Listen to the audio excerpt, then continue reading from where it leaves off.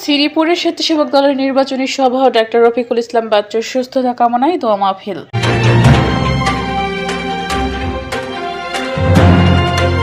আসসালামু আলাইকুম দর্শক, সকলকে আমন্ত্রণ জানাচ্ছি বিবিআর নিউজে। গাজীপুর শ্রীপুর থেকে ওসমান গনির পাঠানো তথ্যচিত্রে বিস্তারিত দেখুন।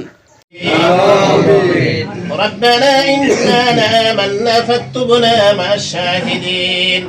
আল্লাহ তাআলা প্রভুর কিছুক্ষণ পূর্বে আপনার মহান হুকুম এশার নামাজ পৃথিবীর জমিনের শ্রেষ্ঠতম জায়গা মসজিদের মধ্যে জামাতের সহিত আদায় করে রব্বুল আলামিন পৃথিবীর এক প্রান্তে রব্বুল আলামিন জাতীয় সংসদ নির্বাচন 2026 উপলক্ষে নির্বাচনী প্রস্তুতি এবং গাজীপুর 3 সংসদীয় আসনের বিএনপির মনোনীত প্রার্থী কেন্দ্রীয় বিএনপি সহ স্বাস্থ্য বিষয়ক সম্পাদক অধ্যাপক ডাক্তার এস.এম. রফিকুল ইসলাম বাচ্চুর রোগ মুক্তি ও দীর্ঘায়ু কামনায় আলোচনা সভা মিলাদ ও দোয়া মাহফিল অনুষ্ঠিত হয়েছে।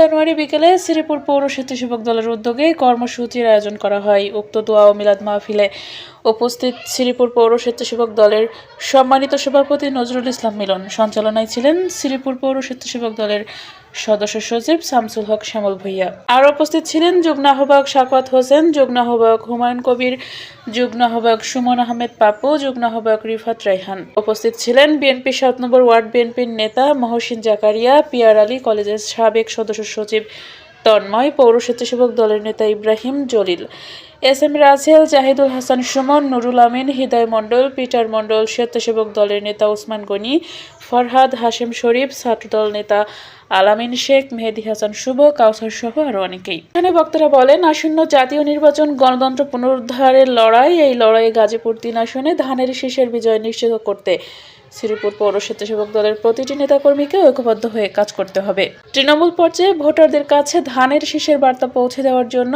এখনই সর্বাত্মক প্রস্তুতি নেওয়ার আহ্বান জানান নেতৃবৃন্দ। আলোচনা সভা শেষে বর্তমানে চিকিৎসাধীন জননেতা অধ্যাপক ডাক্তার এস.এম. রফিকুল ইসলাম বাচ্চুর দ্রুত সুস্থতা কামনা করে বিশেষ দোয়া মোনাজাত পরিচালনা করা হয়। মোনাজাতে বিএনপির প্রতিষ্ঠাতা শহীদ রাষ্ট্রপতি জিয়াউর রহমানের বিদেহী আত্মার মাগফিরাত, সাবেক প্রধানমন্ত্রী বেগম খালেদা জিয়ার আত্মার মাগফিরাত কামনা এবং বিএনপির ভারপ্রাপ্ত চেয়ারম্যান তারেক রহমানের সুস্বাস্থ্য কামনা করা হয়।